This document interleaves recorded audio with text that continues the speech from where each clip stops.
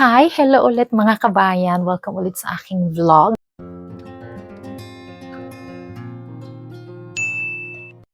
Salamat sa mga 75 nanood ng una kong vlog. Hindi mo lang naka 100 views. Ano ba yan? Nag-uumpisa pa lang naman tayo sa channel na ito. Kaya okay lang Aiza. Okay lang yan. At saka you're doing this for fun lang naman. Kaya kang magtampo. Hello nanay, ate, kuya, mga insan, mga nanay. I miss you nanay. Magluluto ako ng carbonara today. Yun yung request sa akin ng mahal kong asawa today. Gusto niya ng carbonara, although unhealthy siya, pero once in a while lang naman kami nagka-carbonara, kaya okay lang yan. Kung gusto niyo makita ang aking recipe, panoorin niyo ang vlog na ito. Pero bago tayo magluto, tayo ay magtutupi ng mga nilabhan. I know. Hala, kaawa naman ang asawa ko. Tingnan niyo. May butas yung t-shirt niya. Kakaloka, ba't di ko to alam? Mabibilhan ko ulit ito ng bago. Ang hilig niya sa puti. Which is good kasi hilig din ako sa puti. Ang dami niya. Grabe, kaawa naman. Paborito niya kasi puti. Tingnan niyo kahit butas na, ayaw niya pa rin itapon. Nanonood siya ng TV dun sa salas. Mahilig siyang manood ng balita. Gustong-gusto niya nang ginagalit niya ang sarili niya sa panonood ng mga balita kasi pag nakanood siya ng mga hindi niya gusto, ang bilis uminit ang ulo niya. Kaya sabi ko sa kanya, bakit ka nanonood ng mga ganyan tapos pinaiinit mo lang ang ulo mo? Diba? Maganda rin namang nanonood ng balita guys para maging updated tayo sa mga nangyayari sa mundo. Alam niyo yun. Kaya lang minsan, alam mo yung kadalasan yung mga pinapanood na natin ngayon o pinapalabas sa TV, yung mga nakakainis na, mga nakakagalit na.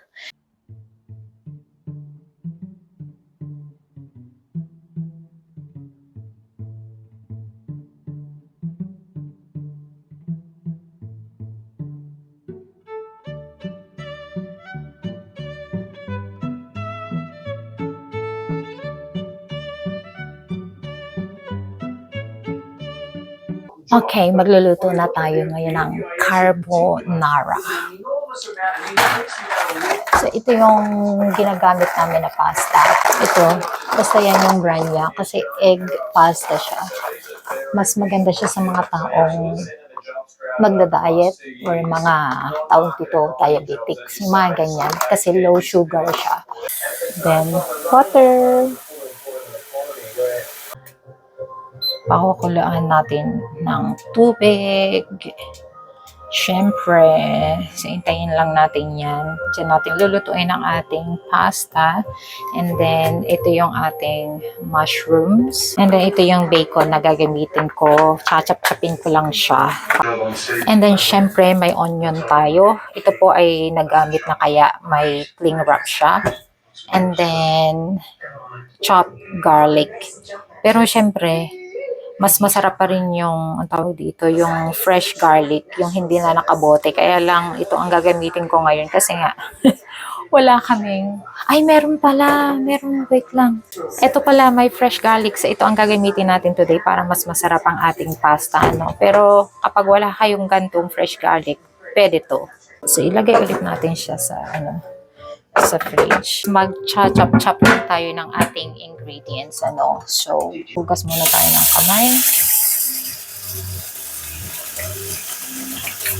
Para solid. Para po hindi masayang ang inyong sibuyas, ayan, pwede nyo pong itabi sa fridge or refrigerator, ang tawag sa atin sa Pilipinas. Ayan. So, finely chop lang siya. Hindi ako professional na maghihiwa, pero ayan, basta finely chop. Ayan. Ay! Bakit may sibuyas? Pwede rin. Kasi yung dati kong, nung nag-carbonara ako dati, hindi ko nilalagyan ng sibuyas. Ewan ko bakit ako naghiwa ng sibuyas. Usually garlic lang ang ginagamit ko. Pero try natin this time, di ba? Tapos, ayan, bawang. Ito lang ang ayaw ko sa fresh garlic, guys. Napaka matrabaho. Pero maganda daw ang sibuyas sa ating katawan, diba? Yan daw ay, yung tawag dito, totoo ba yun? Hindi ko alam. Na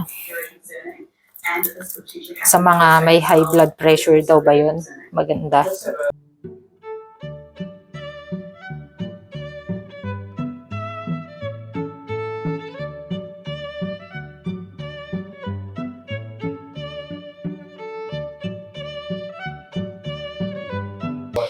So, ayan na guys ang ating ingredients sa carbonara. Ayan lang, garlic, chop onion, yung 4 na itlog. And then ito guys, ito rin yung gamit kung ikaw nga again ay tawag to health conscious or diabetic or ano. Ito recommended kasi siya, tawag dito, light thickened cream. So ito yung ginagamit namin rather than full thickened cream kasi masyadong mataas sa asukal. And then syempre yung pasta, and then nilalagyan ko ng kaunting rosemary. Kaunti lang kasi matapang to. And then syempre pepper. And then ayan yung mushroom natin. And then chinap-chop ko na yung ating bacon. Habang hinihintay nating magpalambot ng pasta, ay di atin ng lutuin o palutungin ng kaunti ang ating bacon. Ready na ang water. Kumukulo na. So, ayan. And then, yung ating bacon. Ako takot sa bacon, guys.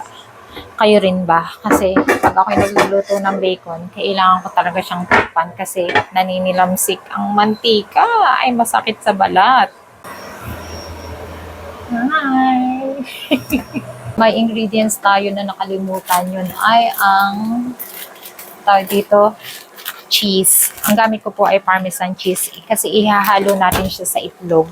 So habang iniintay natin yung ating bacon at saka pasta, i-mix na po natin yung ating yung pang sauce ba. Mixture po siya ng egg, cream at saka ng cheese. So ito, papakita ko po sa inyo. Kung wala po talagang cream, ang pwede pong replacement ng gamitin ninyo ay milk, as in milk creamer. Yung pong liquid ha, hindi yung milk powder. Pwede nyo pong gamitin yung milk kung wala kayong cream. Pwede rin naman po na wala talagang cream. Kasi ang alam kong carbonara talagang original, talagang walang cream. So nag-experiment ako. Yung una talaga walang cream. Tapos nung pangalawang beses akong nagluto, ayan, tingnan. Tapos nung pangalawang beses, ayan, kumukulo na. Tapos nung pangalawang beses akong nagluto naman ng carbonara, ang ginamit ko naman yung full cream na creamer, yung full cream talaga. Kaya lang sobrang thick niya talaga, sobrang malapot. Syempre, health conscious tayo. So, naghanap ako ng light thickening cream. Kaya ito yung nahanap ko. Ito yun. Ito nagagawin natin yung sauce. 4 na itlog, at saka yung cream, at saka yung tawag dito, parmesan cheese. So, babatihin. So, ang gagawin natin, ayan na, nabasag na. So, 2 full na egg. 2. Ayan, 2. And then, yung isa, ang gagawin natin, egg yolk lang. So, tatanggalin natin yung egg white. Tatanggalin natin yung egg white. Ayan. Ay! Tapos yan, egg yolk lang. Yan. Tapos, yung isa din. Ayan. Ayan.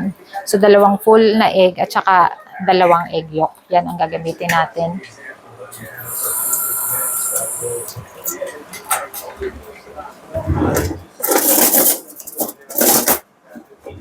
Tapos, babatihin lang natin. Ayan. And then, sunod is, ito, minimix ko na to, yung buo. So, atin mo nang kalugin. Ayan. Mas buksan na natin.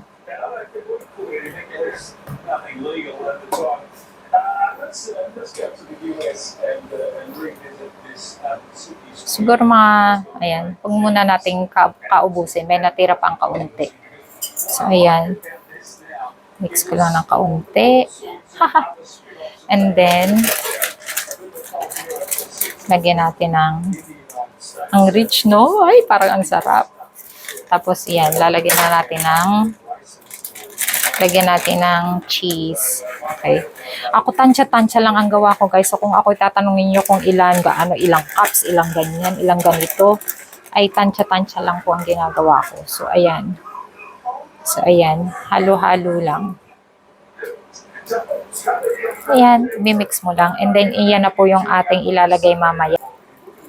So, ayan ang ating cream sauce. Ready na siya. Okay, set aside muna natin siya.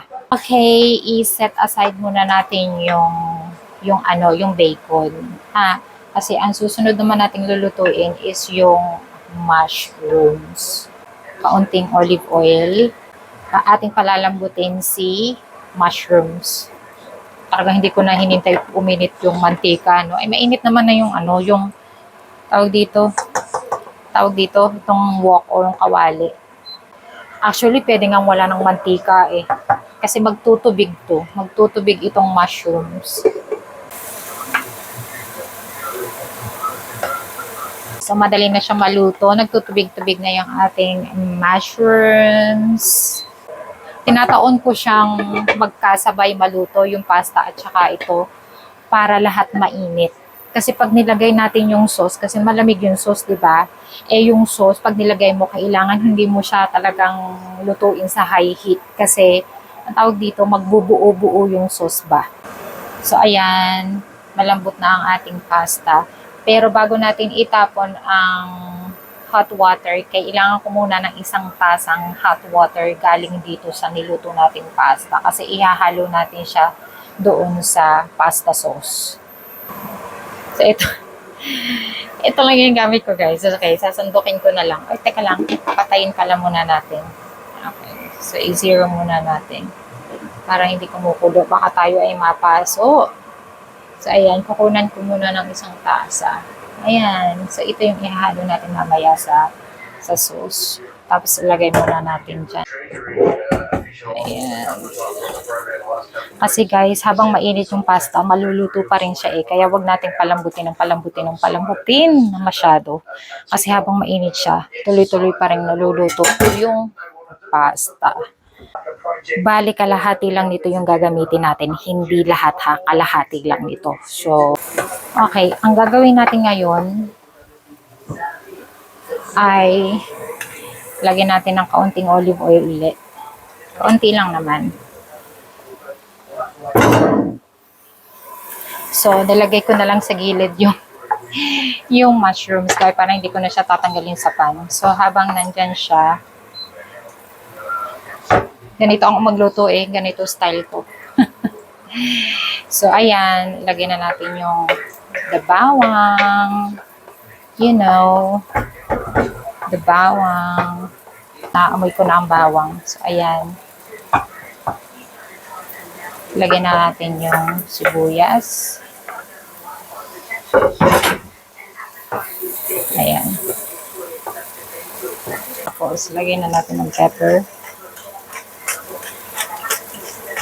Kaunting-kaunti lang nito. Pwede namang wala, guys, ha. Kung wala kayo nito, ako lang to. Ako lang. So, 1, 2. Okay na yan. Para, tapos, ayan, ihalo na natin yung mushroom. Bango. Kasi nakakadagdag ng lasa at saka amoy yung rosemary. Kung hindi kayo mahilig sa mga herbs, sa mga ganun, guys, pwede talaga na wala. Optional naman siya eh. Optional. Ayan, okay na siya. And then, ihalo na rin natin yung bacon. Sarap-sarap. Ayan. And guys, sarap. Sunod, ilalagay na natin yung ating pasta. So, ayan, like I said, kalahati lang yung kailangan natin. Pasensya na ang Mexico. Ayan. Kasi dalawa lang naman kaming kakain, kaya hindi ko kailangan lutuin lahat. Kasi hindi naman magandang itabi ang carbonara sa fridge pagkaluto. Kung tomato pasta siya, basta tomato base, pwede. Masarap siyang itabi. So, ayan, pwede na yan. Ilulohit na lang natin siya, guys, ha. So, kanina 13, ngayon ilulohit na lang natin siya kasi ang pangit lutuin ng sauce. So, ilalagay na natin yung ating sauce mixture. Ayan. Kailangan mabilisan lang to kasi talaga pag tumagal sa init yung sauce, ang tawag dito, nagbubuo-buo siya. So, ayan siya guys. Ihahalo na natin. Oh my God. Oh my God. Oh no. It's too creamy. Kaya ito ang technique ko guys. Nilalagyan ko ng tubig na pinaglutuan ng pasta para hindi siya masyadong malapot. Ayan guys. Ayan. Hindi ako naglalagay ng asin sa mga niluluto ko.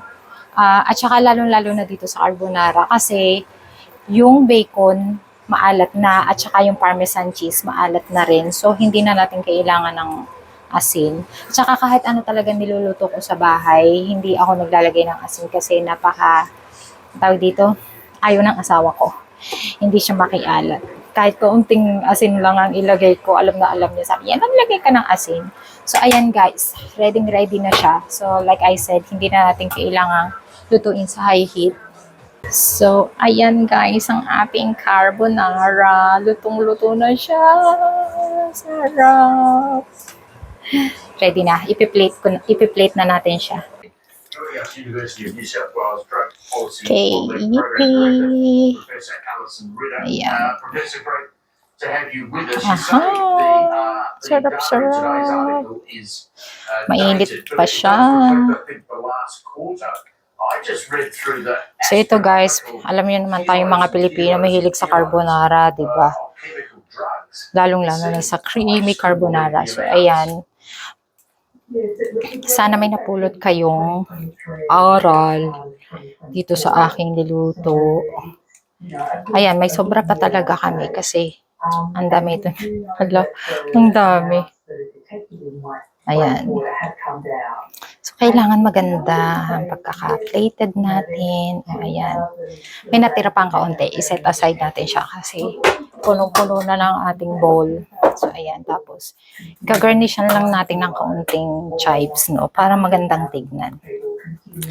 Hindi na namin lalagyan ng additional parmesan cheese kasi nalagyan na natin ng parmesan cheese yung sauce kanina. So, otherwise, ang dami.